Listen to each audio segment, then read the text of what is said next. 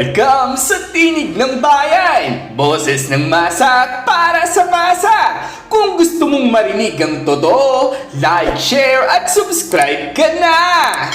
Magandang araw mga katinig ng bayan! Isang mainit na issue na naman ang pag-uusapan natin ngayon. Isang good news raw mula sa kampo ni Tatay Digong. Ayon sa pinakahuling post ni Madam Maharlika, tungkol ito sa umano'y galaw ng ICC o International Criminal Court para reviewin ang mga hukom na may hawak ng kaso ni dating Pangulong Rodrigo Duterte. Ang tanong, may pag-asa pa nga bang makalaban si PRRD ng patas sa ICC?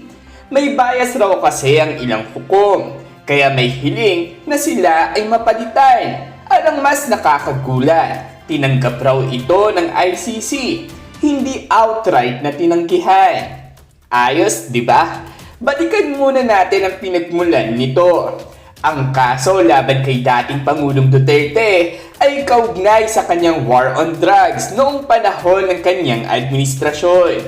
Matagal na rin inaalam ng ICC kung may krimen laban sa sangkatauhan na nangyari raw sa ilalim ng kanyang panunungkulan. Pero mula't mula raw ay putol na si PRRD sa jurisdiction ng ICC sa Pilipinas. Dahil nga umalis na tayo sa Rome Statute. Ayon sa posisyon ng gobyerno noon, wala nang kapangyarihan ang ICC sa ating bansa.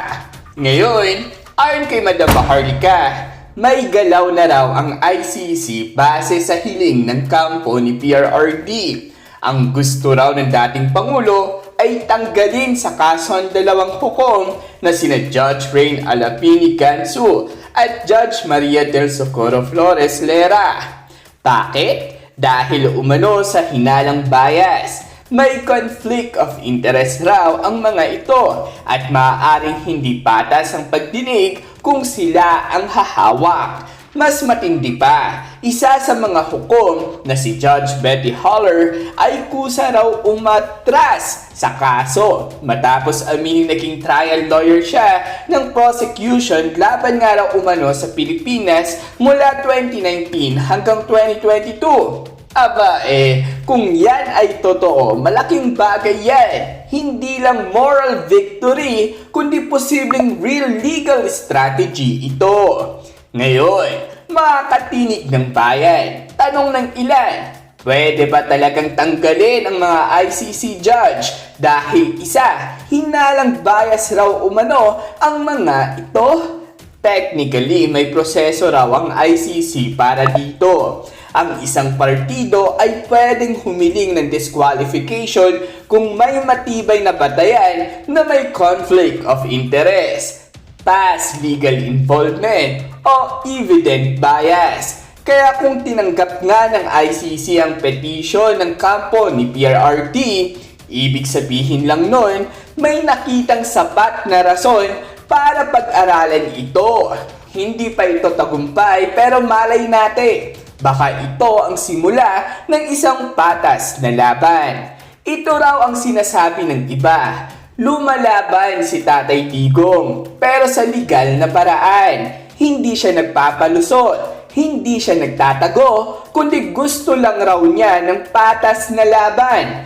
Kung yung mga hukom na hahawak ng kaso ay may dating involvement sa kabilang panig, sino ba naman ang hindi magdududa sa fairness nun, di ba? At kung papalitan nga ang mga hukom, magkakaroon ng neutral ground. Ito raw ang punto ng kampo niya. Basta patas, lalaban kami.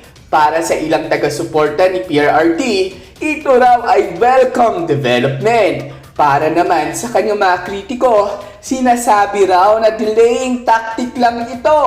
Pero at the end of the day, ang mahalaga, may due process at mukhang sinusunod raw iyon. Kung mapalitan nga ang mga hukom, ano ang pwedeng mangyari?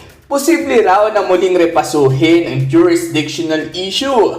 Maaaring magkaroon ng mas balanced na assessment. At kung sakaling mapatunayan na talagang walang jurisdiction ng ICC, patuluyan ng maibasura ang kaso. Kaya mga katinig ng bayan, Anong masasabi ninyo? Sa inyo bang pananaw, ito raw ba ay lehitimong hakbang para sa due process o bahagi ng mas malawak na political maneuvering? Tila lumilinaw na hindi pa tapos ang laban. Ang tanong, lalaban ba ang ICC sa kabila ng mga katanungan sa pagiging patas ng mga hukom nila? O magbibigay daan ba sila sa isang fair legal process? At kung pagbabatayan pa nga mga usaping umiikot ngayon sa mundo ng social media, sabi pa nga sa balita, Duterte Camp, 6 disqualification of 2 ICC judges.